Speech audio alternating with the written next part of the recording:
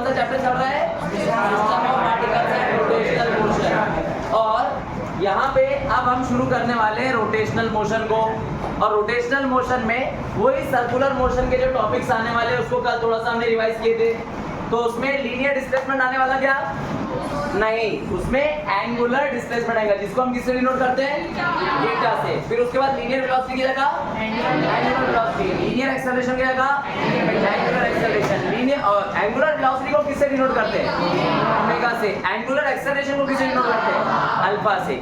और वहां पे लीनियर मोशन में लीनियर फोर्स था, एंगुलर मोशन में कौन सा फोर्स आया था?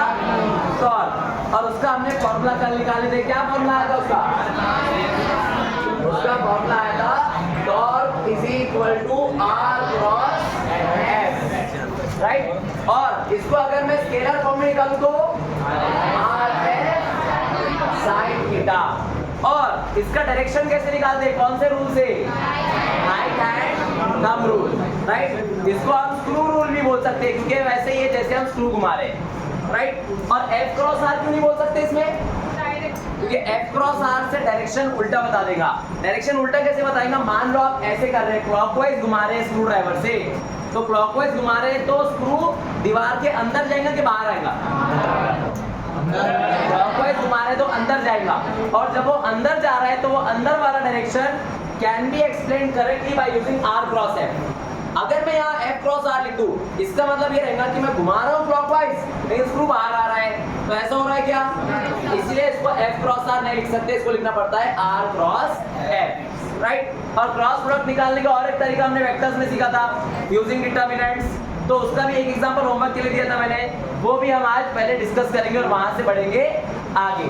तो कल हमने इसके क्या क्या एग्जांपल्स देखे थे? एक तो डोर का एग्जांपल देखा था, वहां पे वो जॉइंट का नाम क्या रहता है? Hinge joint. और हिंज जॉइंट का होता है आपके हाथ में, एल्बो जॉइंट को भी हिंज जॉइंट बोला जाता है, ठीक है। तो ये चीज है। तो बढ़ते हैं हम आगे। तो ये था हमारा कल का क्वेश्चन। तो अब ये क्वेश्चन को हम सॉल्व करते हैं, ठीक है। तो ये देखो क्वेश्चन में क्या दिया है। हाँ, एक और चीज, टॉर्क के और दो नाम कौन से हैं? कौन बता सकता है? हाँ, मोमेंट ऑफ फोर्स और दूसरा टर्निंग इफेक्ट ऑफ फोर्स। ये तीन नाम है किसके? टॉर्क के। तो ये तीनों में से क्वेश्चन में कुछ भी आ सकता है। तो यहाँ पे क्या आया? द मोमेंट ऑफ फोर्स, मतलब मोमेंट ऑफ फोर्स निकालना है। इसके लिए 5i cap plus 10j cap plus 60j back acting at a point this P about the point O। मतलब ये हमको फोर्स दिया हुआ है और ये क्या दिया हुआ है?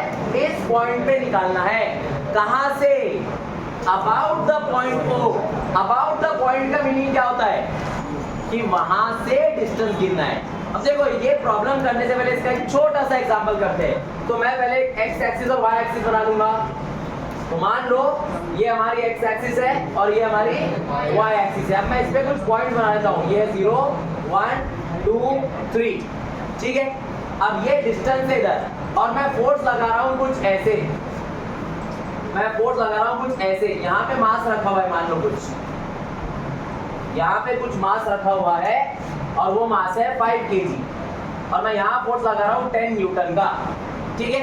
अब मैं बोल रहा हूँ find the turning effect of force for this mass about point A। तो अब यहाँ पे आप ये डिस्टेंस कितना लेंगे? ये डिस्टेंस आप 2 लेंगे। ये 2 किसकी वैल्यू है? R की वैल्यू, जो हमने लिखी है tau is equal to RF sin theta, उसमें R की वैल्यू कितनी होगी? 2। अगर मैं बोलूं find the turning effect of force about point B, तो ये डिस्टेंस कितना हो जाएगा? 3। तो ये आपको डिफाइन करना पड़ेगा कि कहां से आपको निकालना है। और मैं अगर बोलूं अबाउट पॉइंट C, तो डिस्टेंस क्या हो जाएगा? 1। तो अबाउट पॉइंट C मतलब वहां से आपको डिस्टेंस गिनना है, ठीक है। तो आपने ये जो डिस्टेंस गिने यहाँ पे 1, ये 1 आंसर कैसे आया? 3 - 2। अबाउट पॉइंट A में आपने किए 3 - 1, अबाउट पॉइंट B में आपने किए 3 - 0, मतलब final point minus initial point. तो जो भी पॉइंट के बारे में मैं बोलूंगा अबाउट दिस पॉइंट, तो आपको क्या करना है? वो पॉइंट से माइनस करके ये निकालना है, ठीक है। तो ये क्वेश्चन में भी ऐसे कुछ दिया हुआ है। ये क्वेश्चन में ये पॉइंट में निकालना है, लेकिन कहां से गिनना है? यहां से। तो हम क्या करेंगे, फाइनल माइनस इनिशियल, ये पहले हम वेक्टर आर निकाल लेंगे।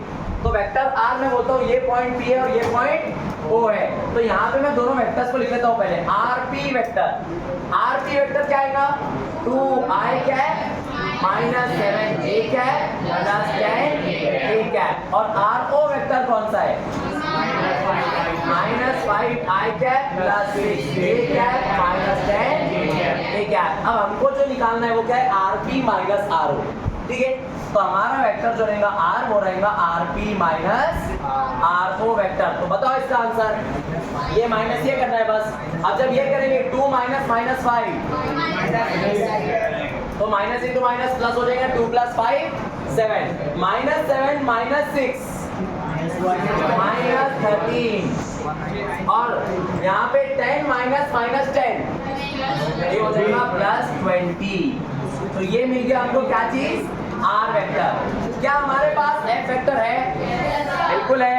तो रख दो, आप कौन से फॉर्मूले रखेंगे, torque is equal to R cross F. अब ये क्रॉस प्रोडक्ट कैसे निकालते हैं, by using determinant I cap J cap and K cap. अब इसके नीचे क्या लिखेंगे, पहले कौन से नंबर के कोऑर्डिनेट्स, कौन से वेक्टर के कोऑर्डिनेट्स, पहले आर कैप के कोऑर्डिनेट्स क्या है, 7 माइनस 13 और 20। अब इसके नीचे किसके लिखूं, फोर्स के क्या है 5 10 16। इसको कैसे सॉल्व करते हैं, तो डिटर्मिनेंट को कैसे सॉल्व करते हैं, यहाँ पे लिखता हूं मैं आई कैप मतलब हम लोग क्या करना है, आई कैप वाला कॉलम और रो को छोड़ देना है। ये रो और ये कॉलम को छोड़िए तो ये इतना पार्ट बचा हुआ है। तो इसको कैसे लिख सकते हैं हम, इसको कुछ ऐसे लिख सकते हैं, माइनस 13 20 10 16। ठीक है, अब ये सबसे इंपॉर्टेंट चीज, यहाँ स्टूडेंट मिस्टेक करते हैं। अब प्लस जे कैप लिखना है क्या माइनस जे कैप, माइनस जे कैप। अब किसको छोड़ना है, जे का रो और जे की कॉलम को छोड़ देना, मतलब ये वाला। तो बचा क्या 7 20 5 16।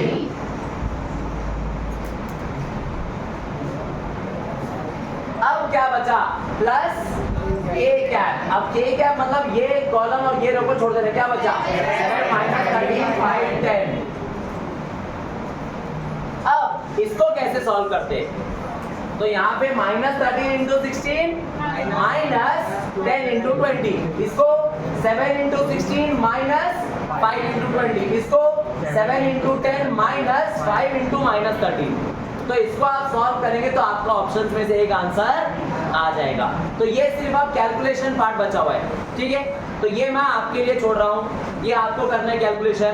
क्या करना है, कैसे करना है, माइनस 13 पहले ये मल्टीप्लाई करना है, पहले इन दोनों को मल्टीप्लाई करना है, माइनस 13 इंटू 16, फिर क्या लिखना है माइनस, फिर माइनस लिख के इन दोनों को मल्टीप्लाई करना है 10 इंटू 20। सब में ऐसे ही करना है, सेम चीज कर सकते हैं, मल्टीप्लिकेशन सब्ट्रैक्शन, बस उतना ही काम करना है इसको। ठीक है, तो ये प्रॉब्लम यहाँ पे कंप्लीट होता है। इसका आंसर स्केलर आएगा या वेक्टर आएगा, वेक्टर आने वाला है इसका, क्योंकि यहाँ पे आई कैप जे कैप के कैप है। ठीक है, और टॉर्क इज अ वेक्टर, क्योंकि टॉर्क वेक्टर है, टॉर्क का डायरेक्शन होता है, क्या दो डायरेक्शन हो सकते हैं इसके, या तो क्लॉकवाइज या तो एंटीक्लॉकवाइज। ठीक है, तो डायरेक्शन है, वेक्टर है। वेक्टर के होने के लिए कितने कंडीशंस है, 3। पहली कंडीशन है मैग्नीट्यूड और यूनिट, ये पहला कंडीशन है। दूसरा कंडीशन है डायरेक्शन, और तीसरा कंडीशन है it must obey vector laws of addition. और वेक्टर लॉस ऑफ एडिशन भी पढ़े हमने, अगर डायग्राम से निकालते तो वो 3 है, triangle law, parallelogram law, polygon law. ठीक है, तो ये सब लॉज इसने फॉलो करना चाहिए, और ये करता है, इसीलिए इसको क्या बोल रहे हैं हम, वेक्टर बोल रहे हैं। ठीक है, तो ये क्वेश्चन होता है। बढ़ते हैं अब नेक्स्ट क्वेश्चन पे। तो नेक्स्ट क्वेश्चन है आपका कुछ ऐसे, ये भी होमवर्क के लिए दिया था मैंने, इसमें सिर्फ आपको कंपोनेंट्स निकालने थे, तो जल्दी जल्दी निकाल लेते हैं हम कंपोनेंट्स। तो कंपोनेंट, पहली बात, कौन से फोर्स के कंपोनेंट्स निकालने की जरूरत है, और इसमें पूछा क्या पहले वो देख लेते हैं। A wheel of radius 20 centimetre, wheel है, पहिया है, उसका रेडियस कितना है 20 centimetre. has forces applied to as shown in the figure. The torque produced by the forces 4 Newton at A, ये सब forces दिया है is, सबका मिला के कितना टॉर्क आएगा, ठीक है। तो सबसे पहली चीज ये जो फोर्स है, फोर्स एट पॉइंट डी, इसके वजह से कौन से डायरेक्शन में रोटेशन होने वाला है, क्लॉकवाइज। ऐसे घूमेगा है तो ये क्लॉकवाइज है। अब इस फोर्स की वजह से कहाँ रोटेशन होने वाला है, इसके वजह से कहीं भी रोटेशन नहीं होगा। ये एक बात बहुत इंपॉर्टेंट ध्यान में रखना है, जहां भी एक्सिस ऑफ रोटेशन है, अगर वो पॉइंट के तरफ कोई भी फोर्स आ रहा है, उस फोर्स की वजह से कोई रोटेशन नहीं होगा। अब ये एग्जांपल देख लेते हैं। मान लो ये मेरा पॉइंट ऑफ ये पाइवट पॉइंट, ये पॉइंट मैंने फिक्स कर दिया और एक्सिस ऐसा है, मतलब मैं इसको ऐसे घुमाने वाला हूँ, ठीक है। तो जब मैं इसको ऐसे घुमा रहा हूँ, अब मैं बोल रहा हूँ ये फिक्स पॉइंट है और मैं यहाँ फोर्स लगा रहा हूँ, तो ये घूमेगा क्या, नहीं। अगर मैं ऐसे फोर्स लगाऊंगा इधर, तो ये घूमेगा ऐसे। अगर मैं ये पॉइंट पे फोर्स लगा रहा हूँ ऐसे, तो ये घूमेगा क्या, नहीं। तो कहीं भी एक्सिस ऑफ रोटेशन से अगर हमारा फोर्स पास हो रहा है, तो वो फोर्स की वजह से कोई रोटेशन नहीं होगा। तो पॉइंट सी पे जो फोर्स है, देखो क्या वो एक्सिस ऑफ रोटेशन से जा रहा है, तो ये पॉइंट एक्सिस ऑफ रोटेशन का है, तो यहाँ पे कोई इसके वजह से, फोर्स की वजह से टॉर्क नहीं आएगा। अब ये देखो, इसके कंपोनेंट निकालना पड़ेगा।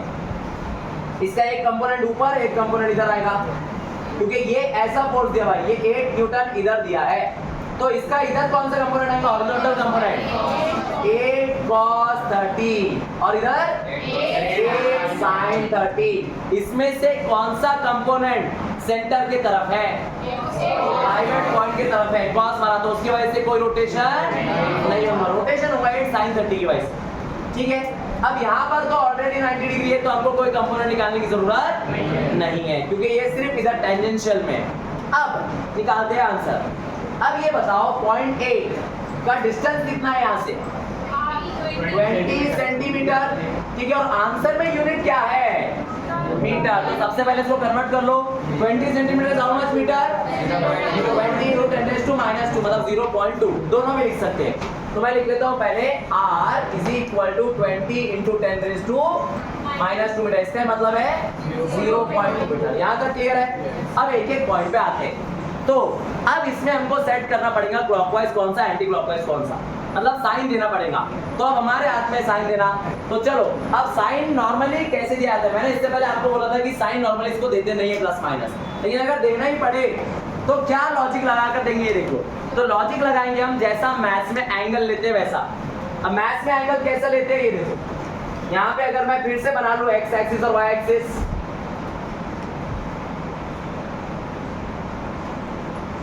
ठीक है। अब अगर हम यहाँ से, ये एंगल कितना होता है, ये एंगल 0। अब यहाँ से ऐसे गए ऊपर, तो हम कौन से डायरेक्शन में गए, यहाँ से एंटी क्लॉकवाइज। तो यहाँ हम थीटा की वैल्यू लेते हैं पॉजिटिव, और अगर हम क्लॉकवाइज गए ऐसे, तो अब हम थीटा की वैल्यू लेते हैं नेगेटिव। तो हम वैसे ही इसमें भी साइन लेने वाले हैं, मतलब जो हम क्लॉकवाइज जाएंगे उसको क्या लेंगे, नेगेटिव, और एंटी क्लॉकवाइज जाएंगे उसको लेंगे पॉजिटिव, ठीक है। तो अब ये फोर्स के वजह से एट पॉइंट डी क्लॉकवाइज होगा कि एंटी क्लॉकवाइज होगा मोशन, क्लॉकवाइज। कितना, ये रेडियस इनटू फोर्स, रेडियस कितना है 20 सेंटीमीटर, फोर्स कितना है 9 न्यूटन। तो ये क्लॉकवाइज कितना है, मेरे को तो प्लस लिखूं क्या माइनस लिखूं, माइनस। तो यहाँ टॉर्क आएगा माइनस कितना, 20 × 9, और ये 20 ऐसे लिखना है, 20 × 10⁻² इंटू 9, ये हो गया। ये पॉइंट डी की वजह से हो गया, तो मैं यहाँ लिख देता हूँ, ये था पॉइंट डी की वजह से। अब नेक्स्ट पॉइंट की वजह से आते हैं हम। नेक्स्ट पॉइंट कौन सा है, सी पॉइंट की वजह से कितना टॉर्क 0, तो उसका लिखने की जरूरत ही नहीं है।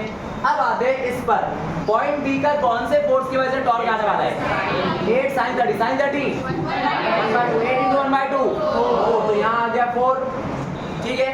तो ये 4 और ये कितना है, फिर से 20 सेंटीमीटर। तो यहाँ पे अब इसके वजह से किधर मोशन हो रहा है, फिर से क्लॉकवाइज ही हो रहा है, तो क्लॉकवाइज को फिर से माइनस लिखेंगे, तो माइनस 20 × 10⁻² इंटू 4। अब यहाँ पे मैं साइन थीटा क्यों नहीं लिख रहा हूँ कहीं भी, क्योंकि हर जगह एंगल कितना है 90 डिग्री, तो साइन 90, ठीक है।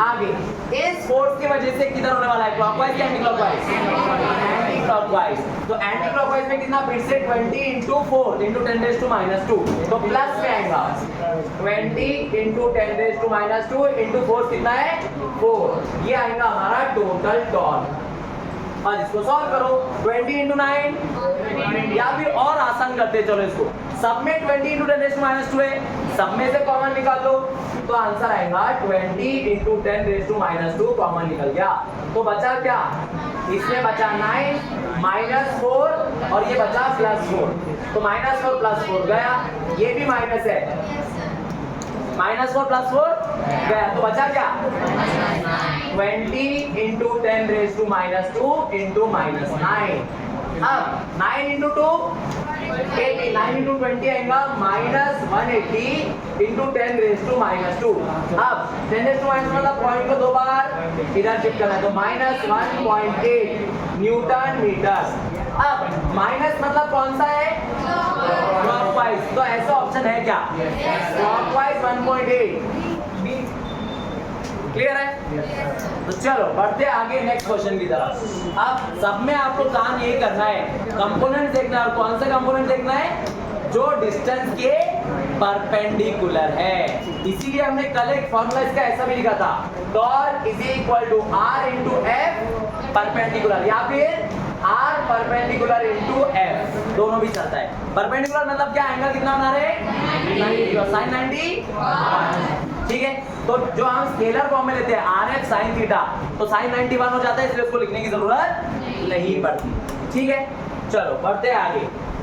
तो नेक्स्ट क्वेश्चन आपका है, या नेक्स्ट टॉपिक है इक्विलिब्रियम, और इसमें इक्विलिब्रियम हमने ये वाला तो पढ़ा हुआ है, ट्रांसलेशनल मतलब क्या, अलोंग वन डायमेंशन या लीनियर, ठीक है। और ये कौन सा है, रोटेशनल। तो अगर मैं बोलूं ये बॉडी है मान लो, तो ये रोटेशनल इक्विलिब्रियम में, तो क्या ये घूमेंगी, नहीं।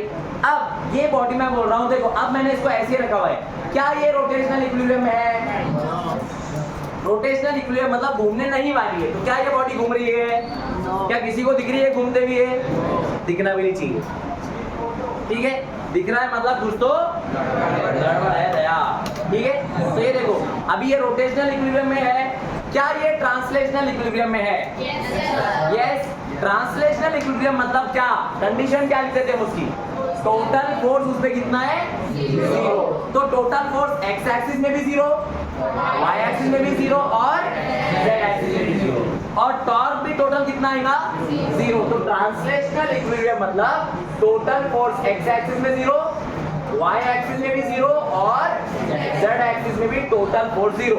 रोटेशनल इक्विलिब्रियम मतलब क्या, टोटल टॉर्क 0, यहाँ टोटल लिख देता हूं मैं, तो सब में टोटल लिखना पड़ेगा, यहाँ पे सब में ये टोटल है, ठीक है। यहाँ तक क्लियर है। तो मैं ऐसा भी बोल सकता हूँ कि if a body is in rotational equilibrium it can be in translational equilibrium, लेकिन इसमें कैन बी मतलब हो सकता है।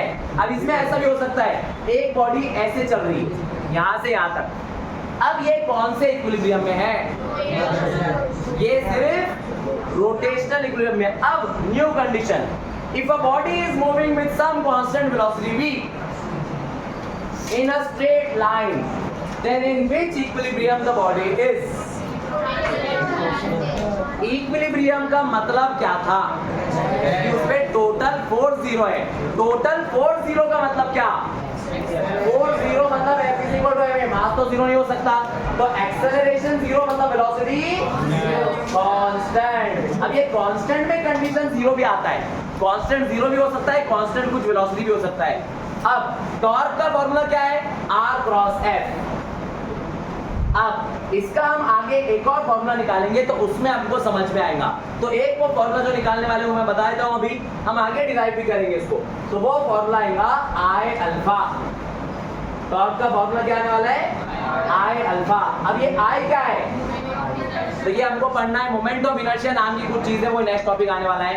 अल्फा क्या चीज है, एंगुलर एक्सेलरेशन। तो अगर टॉर्क 0 होगा तो एंगुलर एक्सेलरेशन 0, एंगुलर एक्सेलरेशन 0 मतलब क्या, कांस्टेंट, ओमेगा की वैल्यू कांस्टेंट। ये हमने कहाँ पढ़ा है, सर्कुलर मोशन में, क्लियर है यहाँ तक। तो अब क्वेश्चन सुनो ध्यान से, if an object moves in a single line with some constant velocity v without any rotation, then describe in which equilibrium it is.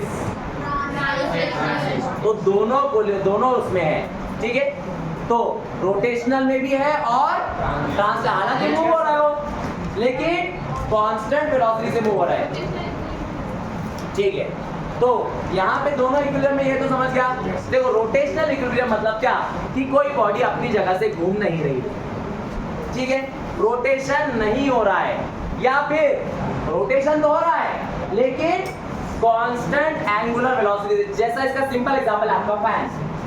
तो मान लो फैन बंद है और हमने फैन ऑन किया तो उसकी स्पीड बढ़ेगी। तो जब तक स्पीड बढ़ेगी तब तक वो रोटेशनल इक्विलिब्रियम में नहीं है। जब उसकी स्पीड एक बार कांस्टेंट हो गई तब वो इक्विलिब्रियम में है। रोटेशनल इक्विलिब्रियम के भी दो कंडीशंस है।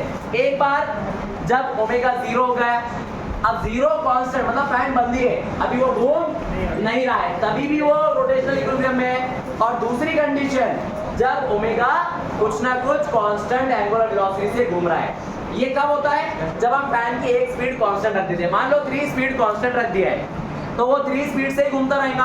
अब उसकी स्पीड चेंज हो रही है क्या, स्पीड कब तक चेंज नहीं होगी, जब तक आप या तो स्पीड बढ़ाते नहीं, कम नहीं करते, या तो बटन ऑफ नहीं कर देते, तब तक उसकी एंगुलर स्पीड चेंज नहीं होने वाली। और एक तरह से एंगुलर स्पीड चेंज हो सकती है लेकिन वो काम नहीं करना है, खतरों के खिलाड़ी नहीं बनना है। कुछ लोग करते हैं, बोलते फैन को हाथ से रोकेंगे तो वो रुकता भी, लेकिन अगर आपका गलत डायरेक्शन में या गलत टाइम पे हाथ लग गया तो वो कट भी हो सकती है उंगलियां। तो इसलिए खतरों के खिलाड़ी नहीं बनना है हमको, ठीक है। क्लियर है यहाँ तक? तो ये था, तो अभी क्लियर हो गया रोटेशनल क्या है। तो रोटेशनल इक्विलिब्रियम, और ये तो हमको मालूम ही है, ट्रांसलेशनल इक्विलिब्रियम हमने पहले डिस्कस किया है। अब जब इसका क्वेश्चन आएगा आगे तो हमको दोनों इक्विलिब्रियम यूज करना है। दोनों इक्विलिब्रियम मतलब इसमें वेलोसिटी भी कांस्टेंट रहेंगी, लीनियर वेलोसिटी और एंगुलर वेलोसिटी कांस्टेंट। दोनों जीरो भी हो सकते हैं, दोनों नॉन जीरो भी कांस्टेंट हो सकते हैं, लेकिन मोस्ट ऑफ द क्वेश्चंस में ये जीरो ही रहेगा, कांस्टेंट एंड जीरो। और ये भी कांस्टेंट एंड जीरो ही रहने वाला है ज्यादातर क्वेश्चंस में। तो देखते हैं इसका क्वेश्चन कैसे आएगा। ये क्लियर हो गया अभी? तो चलो क्वेश्चन देखते हैं अब। तो आपका क्वेश्चन है कुछ ऐसे, ठीक है। अब देख लो क्वेश्चन क्या है। A rod is pivoted about its centre, मतलब क्या है इसका, रॉड को फिक्स कहाँ कर दिया है, सेंटर पे, मतलब ऐसे ही फिक्स कर दिया है। और क्या बोल रहे हैं, a 5 newton force is applied 4 metre from the pivot point. ये देखो 4 मीटर दूर 5 न्यूटन फोर्स ऐसे लगाए, and another 5 newton force is applied 2 metre away from the pivot point. दूसरा ऐसा लगाया है। The magnitude of total torque is, अब फिर से इसमें क्या करना है, टॉर्क ही निकालना है। तो इसमें टॉर्क जीरो आने वाला है क्या, नहीं। इसमें रोटेशनल इक्विलिब्रियम है क्या, नहीं। अब वो देखना पड़ेगा, अगर टॉर्क जीरो आया तो वो रोटेशनल इक्विलिब्रियम में, ठीक है। और ट्रांसलेशनल इक्विलिब्रियम में भी है कि नहीं वो भी हम चेक कर सकते हैं। अगर फोर्स जीरो आया तो वो ट्रांसलेशनल इक्विलिब्रियम में होगा, अगर फोर्स जीरो नहीं आया तो वो ट्रांसलेशनल इक्विलिब्रियम में नहीं होगा। क्लियर है? तो इसमें तो सिर्फ टॉर्क ही पूछा है, इसमें इक्विलिब्रियम की तो बात ही नहीं की है, तो हम टॉर्क ही निकालेंगे सिर्फ। अब इसके कंपोनेंट्स बताओ, इसका एक इधर कंपोनेंट आएगा और दूसरा कंपोनेंट इधर आएगा। अब मेरे को बताओ इधर कौन सा कंपोनेंट, 5 cos 30, और इधर नीचे 5 sin 30। वैसे इसका भी निकाल लेंगे कंपोनेंट्स, तो इसका भी एक ऊपर कंपोनेंट आएगा और एक राइट में आएगा, ठीक है। तो राइट वाला कौन सा, 5 cos 30, और ऊपर 5 sin 30। कौन से कंपोनेंट की वजह से टॉर्क आने वाला है, दोनों में साइन की वजह से आएगा, दोनों में कॉस की वजह से आएगा क्या, नहीं। और ये एक बात खास, इधर भी 5 cos 30, इधर भी 5 cos 30, तो वो बैलेंस हो जाएगा, मतलब ट्रांसलेशनल इक्विलिब्रियम में तो है। अब रोटेशनल में है कि नहीं वो चेक करना है। तो अब देखो ये हमारा पाइवट पॉइंट है, इधर फोर्स लगाए तो वो कौन सा डायरेक्शन में घूमने वाला है, एंटी क्लॉकवाइज, तो इसको पॉजिटिव ले लेंगे। तो डिस्टेंस कितना है 4, और ये फोर्स कितना है 5 sin 30 कितना होता है 1/2, तो इसको मैं लिख लूंगा 5/2। तो यहाँ टॉर्क निकालते हैं, तो क्या आएगा, टोटल टॉर्क +4 इंटू, प्लस क्यों लिखा मैंने, एंटी क्लॉकवाइज मोशन है, और इंटू 5/2। अब ये फोर्स नीचे है तो ये कैसे घुमाएगा इसको, ये भी एंटी क्लॉकवाइज घुमा रहा है, तो इसमें प्लस लिखूं क्या माइनस लिखूं, प्लस लिखना पड़ेगा अभी फिर से। डिस्टेंस कितना है 2 मीटर, फोर्स भी फिर से 5/2 ऐसे ही है, तो लिखूंगा मैं 2 × 5/2, तो ये 2 2 2 1 दा 2 2 दा 5 2 दा 10 10 + 5 15, तो आंसर आ गया हमारा यूनिट न्यूटन मीटर। क्लियर है यहाँ तक, इजी प्रॉब्लम है, ऐसे ही प्रॉब्लम आते हैं एग्जाम में, ठीक है। तो चलो बढ़ते आगे। तो क्या ये उससे पहले क्या ये रोटेशनल इक्विलिब्रियम में है, नहीं, क्योंकि टोटल टॉर्क आया कुछ ना कुछ, मतलब ये बॉडी घूम रही है, ठीक है। कौन से डायरेक्शन में घूम रही है, एंटी क्लॉकवाइज, ठीक है। तो चलो बढ़ते हैं आगे। अब ये एग्जांपल है, अब ये वही सीसॉ जैसा एग्जांपल है। अब देखो ये एग्जांपल में क्या दिया है कि यहाँ पर पाइवट कर दिया इसको, ठीक है।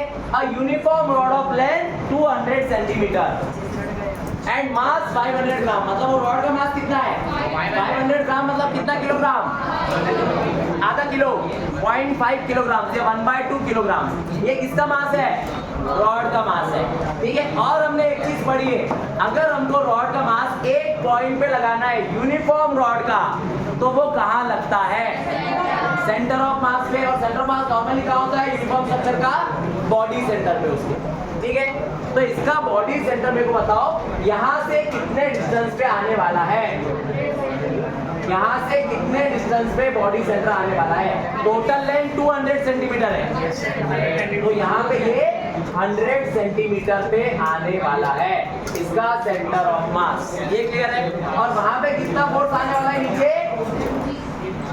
mg मतलब हाफ जी, मैंने इसको किलोग्राम में कन्वर्ट कर लिया, तो 500 ग्राम मतलब हाफ किलोग्राम, आधा किलो, तो ये आ गया। अब बढ़ते आगे, ऑन द वेज, वेज मतलब क्या, बस एक पॉइंटेड स्ट्रक्चर को वेज बोला जाता है, ठीक है। On a wedge placed at 40 centimetre mark, यहाँ पे कितना ये distance 40 centimetre, a mass of 2 kilogram is suspended, मतलब लटका दिया कहाँ पे 20 सेंटीमीटर, और वो 20 सेंटीमीटर पे ये 2 kg लटका दिया है। और क्या बोल रहा है, and another unknown mass is suspended from the rod at 160 centimetre as shown in the figure. Find the value of m such that rod is in equilibrium. मतलब ये कौन सा इक्विलिब्रियम है ये बताया नहीं, तो जब जब नहीं बताएंगे तब तब दोनों भी इक्विलिब्रियम आने वाले हैं। दोनों कौन से, ट्रांसलेशनल प्लस रोटेशनल, ठीक है। तो ये इक्विलिब्रियम आ गया। अब ट्रांसलेट, देखो ये एक एग्जांपल और देता हूँ आपके अंडरस्टैंडिंग के लिए।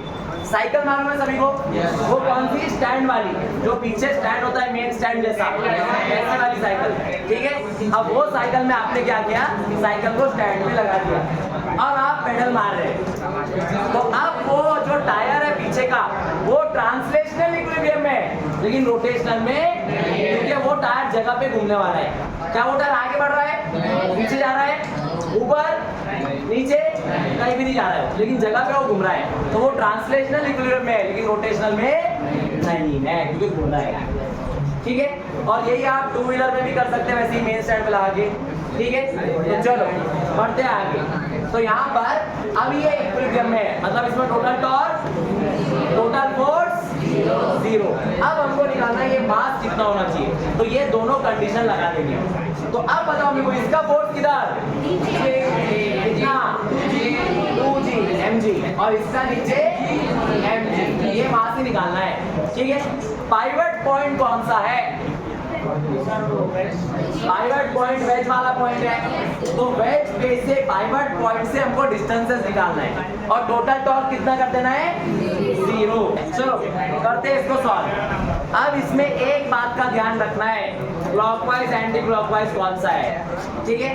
तो चलो ये हमारा वेज पॉइंट है, तो यहाँ पर अगर ये वेज पॉइंट में भी एक फोर्स आने वाला है, वो कौन सा फोर्स है, वेज पॉइंट पे भी एक फोर्स आने वाला है।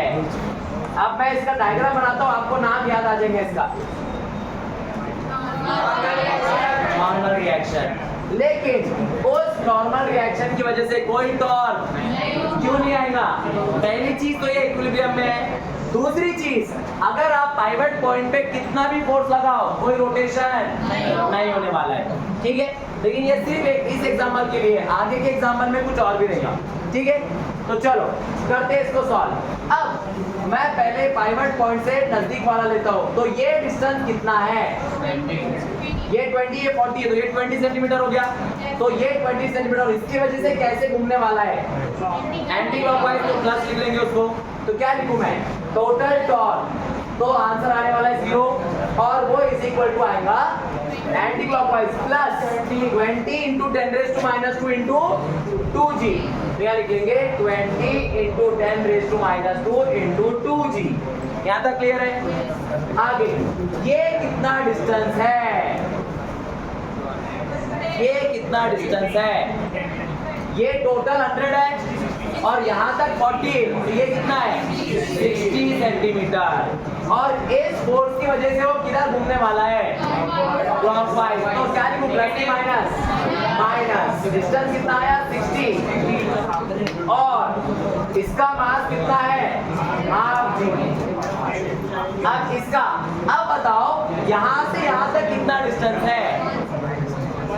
ये 40 से 160 तक, 160 माइनस 40 120, तो प्लस के माइनस?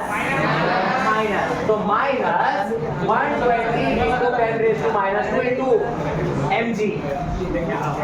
बस इसको सॉल्व करना है, आंसर ऑटोमेटिकली आ जाएगा। तो देखो अब आंसर क्या आएगा। तो क्या 10⁻² सब में है? कॉमन निकाल लो, और कॉमन निकाल के इधर डिवाइड करेंगे तो 0/10⁻², 0। तो अब देखो आंसर क्या आएगा? 0। 10⁻² मैंने कॉमन निकाल के सब में से नीचे भेज दिया। और क्या कॉमन निकाल सकता है?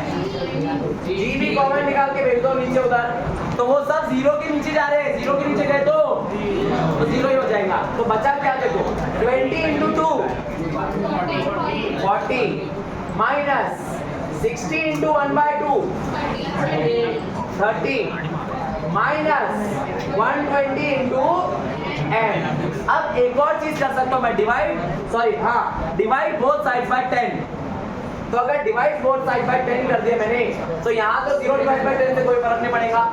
यहाँ सब में डिवाइड बाय 10 कर दो, तो ये 0 0 सब में से कैंसिल हो गया। ऐसे क्यों कर रहे हैं? मैसी पे आंसर आने वाला है, ये सिंप्लीफाई कर रहे हैं बस, ठीक है। तो अब देखो इसका आंसर कैसे आएगा। 0 is equal to 4 minus 3 minus 12m। 4 minus 3 plus 1, और ये माइनस 12m उधर गया तो प्लस 12m। तो 12m इज इक्वल टू 1, तो m इज इक्वल टू 1/12 तो ऐसे इसका आंसर आने वाला है, ठीक है। तो option D is the correct answer. Clear है? तो चलो बढ़ते हैं आगे। अब नेक्स्ट क्वेश्चन पे आते हैं। अब ये देखो, इसमें इसको बोला गया है यहाँ पे नाइफ एज। क्या बोला गया इसको? नाइफ एज मतलब छुरी की धार वाला पॉइंट। तो ये नाइफ एज ऐसे बना के यहाँ रखा गया है इसको, ठीक है। ये नाइफ एज ऐसे बना के यहाँ रखा गया है। कितने? 2 है। और एक इंपॉर्टेंट चीज, अगर हमको दिया है कि the body is in equilibrium, rotational equilibrium, तो बॉडी रोटेट हो रही है क्या? नहीं हो रही है। अब जब रोटेट नहीं हो रही है तो ये बॉडी का आप किसी भी पॉइंट को पाइवट पॉइंट नाम दे सकते हैं। क्यों? क्योंकि कोई भी पाइवट पॉइंट लो, टॉर्क कितना आने वाला है। लेकिन ये पाइवट पॉइंट लेने से आपको बहुत आसानी होगी प्रॉब्लम सॉल्व करने में, ठीक है। कैसे? वो देखते हैं यहाँ पर। अब देखो क्वेश्चन में पूछा क्या है। A metal bar 70 centimeter long and 4 kg mass is supported by 2 knife edges। ये देखो ऑलरेडी यहाँ पे डायग्राम में दे दिया है। 4 kg मास कहाँ दिया है? सेंटर पे, क्योंकि पूरे बॉडी का मास कितना है? 4 kg। और क्या दिया है? A 6 kg load is suspended at 30 centimeter from one end। The normal reactions at the knife edges are। तो पहले नॉर्मल रिएक्शन बनाना पड़ेगा। तो नॉर्मल रिएक्शन किधर बनेगा? इधर एक नॉर्मल रिएक्शन बनेगा और इधर एक नॉर्मल रिएक्शन बनने वाला है, ठीक है। तो यहाँ पे इसको हम नाम दे देते हैं कुछ तो यहाँ पे नाम दे देंगे N1, इसको नाम दे देंगे N2। ये यहाँ तक क्लियर है? अब देखो करना क्या है, सबसे important step pivot point select करना है। अब इसमें कोई भी पॉइंट को हम पाइवट पॉइंट बोल सकते हैं, लेकिन मैं जानबूझ के इसी पॉइंट को पाइवट पॉइंट नाम दूंगा। ऐसे क्यों? क्योंकि पाइवट पॉइंट पे जो भी हम फोर्स लगाते हैं उसके वजह से टॉर्क कितना आता है? 0। तो ऑटोमेटिकली हमारे इक्वेशन में N1 आएंगे ही नहीं, डायरेक्ट N2 आएगा और ये फोर्स आएगा और आंसर आ जाएगा, तो उससे N2 मिल जाएगा। ठीक है, और एक इक्वेशन इसमें हम बनाएंगे ट्रांसलेशनल इक्विलिब्रियम से। ट्रांसलेशनल इक्विलिब्रियम मतलब एक एक्सिस में, तो मैं एक्स एक्सिस में नहीं लूंगा, वाई एक्सिस में लूंगा। अब देखो इस डायग्राम में वाई एक्सिस में कितने फोर्सेस हैं? एक इधर एक इधर, दो फोर्सेस आ गए वाई एक्सिस में। एक्स एक्सिस में कितने फोर्सेस है? एक 6 kg एक 4 kg। तो देखो इसकी इक्वेशन क्या बनेगी? जितना ऊपर फोर्स उतना ही नीचे फोर्स। तो देखो ऊपर कौन से फोर्सेस है? N1 plus N2। नीचे कौन से है? 6 प्लस 4। तो आपको मिल गया N1 प्लस N2। और एक चीज ये मैंने गलत लिखा है, यहाँ पे mg है फोर्स, तो यहाँ पे भी क्या लगेगा? तो 6g प्लस 4g ये क्लियर है? अब हम निकालेंगे rotational equilibrium about the point A, about point A. ठीक है, तो अगर ये हमने पाइवट पॉइंट लिया तो इस पे टॉर्क इस पॉइंट के अराउंड 0, तो वो तो टॉर्क लेना ही नहीं है।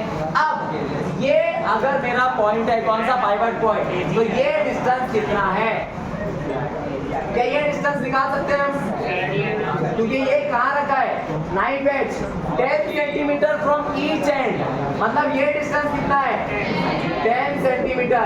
ये डिस्टेंस भी कितना याद दिया है? 10 सेंटीमीटर। अगर ये 10 है, ये 30 है, तो ये कितना है? तो ये है आपका 20 सेंटीमीटर। ठीक है, यहाँ से यहाँ तक कितना है? ये टोटल है 70, तो ये कितना? ये देखो यहाँ से यहाँ तक कितना डिस्टेंस है? 35 सेंटीमीटर। तो मेरे को बताओ अब यहाँ से यहाँ तक कितना डिस्टेंस है? ये 10 चला गया तो कितना बचा? 25 सेंटीमीटर। और यहाँ से यहाँ तक कितना डिस्टेंस है? टोटल कितना है? 70 में से ये 10 निकाल दो 60, और ये भी 10 निकाल दो 50। तो यहाँ से यहाँ तक कितना है? 50 सेंटीमीटर। तो आपको अब 1 2 3 फोर्स है, तो कितने टॉर्क निकलेंगे? हालांकि फोर्स तो 4 है, ये वाला भी फोर्स है। देखो 4 फोर्स कौन से? N1 N2 6G 4G। लेकिन इस फोर्स की वजह से टॉर्क कितना? 0। तो ये 3 फोर्स की वजह से टॉर्क निकालना है और इज इक्वल टू 0 कर देना है। तो उससे आपको N2 मिल जाएगा, और N2 की वैल्यू यहाँ रख दिए तो N1 आ जाएगा। तो निकालो G की वैल्यू 10 ले लो और निकालो आंसर क्या आएगा, देखते हैं। करो ट्राई इसको, पूरा मेथड बता दिया मैंने, अब बस आपको सॉल्व करना है थोड़ा सा, जल्दी ट्राई करो इसको। डिस्टेंस वगैरह सब देख लिया हमने, किसका जितना डिस्टेंस है। अब आपको बस ये देखना है कौन सा टॉप क्लॉकवाइज रहेगा, कौन सा एंटी क्लॉकवाइज रहेगा, बस। तो चलो करते हैं इसको सॉल्व। ठीक है, G की वैल्यू कितना लेना है? 10 लेना है। तो अब देखो ये पाइवट पॉइंट है, यहाँ से इसका डिस्टेंस कितना है? 20 सेंटीमीटर। ठीक है, और 20 को लोग कुछ टाइम में क्या बोलते हैं? इससे पहले बताया था मैंने आपको 20। तो यहाँ पे चलो हम भी ऐसे ही बोल के सॉल्व करते हैं। यहाँ पे डिस्टेंस कितना है? 20 और सेंटीमीटर फोर्स कितना है? हाँ बस शादी हो गया। 6G मतलब 6 इंटू 10। G की वैल्यू 10 लेना है। क्लॉकवाइज है एंटी क्लॉकवाइज है? क्लॉकवाइज। तो क्या लिखूं? आगे बढ़ते हैं। ये डिस्टेंस कितना है? 25। तो प्लस के minus? Minus 25 into 10 raise to -2 into 4G। अब ये फोर्स किधर है? ऊपर। तो ये क्लॉकवाइज या एंटी क्लॉकवाइज? Anti clockwise. तो प्लस के माइनस? प्लस। कितना? ये डिस्टेंस कितना निकाले हमने? 50 सेंटीमीटर। तो 50 इंटू 10 रेज़ टू -2। फोर्स कितना है? N2। N2 लिख दो। और इज इक्वल टू 0 क्यों? क्यों? क्योंकि यहाँ पर हमको बोला है कि क्या बोलेंगे यहाँ पे इट इज ए इक्विलिब्रियम। क्यों इक्विलिब्रियम में लिखा तो कहीं नहीं है क्वेश्चन में, लिखा तो कहीं नहीं है। तो हमको बोला है कि यहाँ पर ये मेटल बार को दो नाइफ एज पे बिठा दिया है। अगर एक रॉड को हम ऐसे दो स्टैंड पे रख दें तो क्या वो मूव होगा? बिल्कुल भी होगा। तो हालांकि क्वेश्चन में दिया नहीं है, लेकिन डायग्राम देख के थोड़ा लॉजिक लगाना है और बोलना है कि ये इट इज ए इक्विलिब्रियम, दोनों भी इक्विलिब्रियम में है। ठीक है, तो बस करो इसका सॉल्व। अब फिर से वैसे ही सॉल्व करेंगे। 10⁻² सबको हटा देंगे, इसके 0 के नीचे भेज देंगे, लेकिन इसमें से भी आएगा फिर। तो एक काम करते हैं, रहने देते हैं। ठीक है, तो चलो करते हैं इसको सॉल्व। तो इसमें आंसर क्या आएगा? ये एक 0 और ये एक 0, दो 0 गए 10⁻², 10⁻², 10⁻², गया तो बचा 6 × -2 -12 माइनस 25 × 4 100 मतलब 10⁻², फिर से 10⁻², बचा g मतलब 10। अब यहाँ पे प्लस 50 × 10⁻² मतलब 0.5 into n2 is equal to 0। और 0.5 को और आसानी के लिए क्या लिख लेते हैं? 1/2। 1/2। अब ये -12 -10 -22 इधर गया तो यहाँ पे 1/2 n2 इज इक्वल टू 22। तो n2 is equal to 44 Newton. अब n2 को यहाँ रख दो, ये 10g मतलब कितना है? 100। n2 कितना आ गया? 44। तो n1 plus 44 is equal to 56 newton. ना आंसर क्यों नहीं आया मालूम है? जी की वैल्यू 9.8 लेके सॉल्व किया है। तो हमको अब क्या करना पड़ेगा फिर? Nearest answer. तो नियरेस्ट में पहला नॉर्मल रिएक्शन n1 कितना है? 56। तो पहला आंसर 56 के पास कौन सा है? 55। और सेकेंड आंसर 44 के पास कौन सा है? 43। इसलिए ये आंसर करेक्ट। तो ये हमने थोड़ा अप्रोक्सीमेशन लिखा, अप्रोक्सीमेशन के g इज इक्वल टू 10 ले लिया हमने। अब क्योंकि यहाँ पे क्वेश्चन में दिया था कि g इज इक्वल टू 10 नहीं दिया था, अगर नहीं दिया तो 9.8 लेके करना पड़ेगा सॉल्व। 9.8 करेंगे तो आंसर ये एग्जैक्ट आ जाएगा, लेकिन टाइम ज्यादा लगेगा। तो 10 लेके करो और नियरेस्ट आंसर देखो, आंसर करेक्ट आ जाएगा। ठीक है, तो चलो बढ़ते हैं आगे।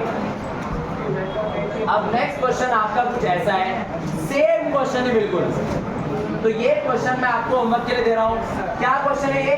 अ metal rod of length 50 centimeter, ठीक है, having mass 2 kg is supported on 2 edges.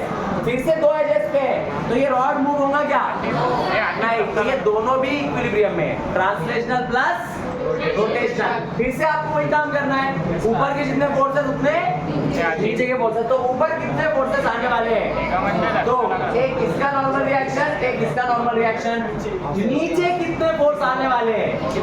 नीचे भी 2 आएंगे, एक तो इसका 3g और रॉड का भी तो मास है, तो उसका कितना नीचे सेंटर से mg। अब फिर से आपको वही काम करना है। अब पाइवट पॉइंट किधर भी ले सकते हैं आप, पाइवट पॉइंट ये ले सकते हैं, ये ले सकते हैं, ये ले सकते हैं, कोई भी एंड पे ले सकते हैं, कुछ फर्क नहीं पड़ेगा। क्यों? क्योंकि वो इक्विलिब्रियम है। इक्विलिब्रियम में मतलब कोई रोटेशन नहीं है, कोई लीनियर मोशन नहीं है, तो आप कहीं भी फिक्स पॉइंट ले सकते हैं। तो लेकिन कहाँ लेना फेवरेबल है? कोई भी एक नॉट जहाँ पे नॉर्मल रिएक्शन लग रहा है वहां पे।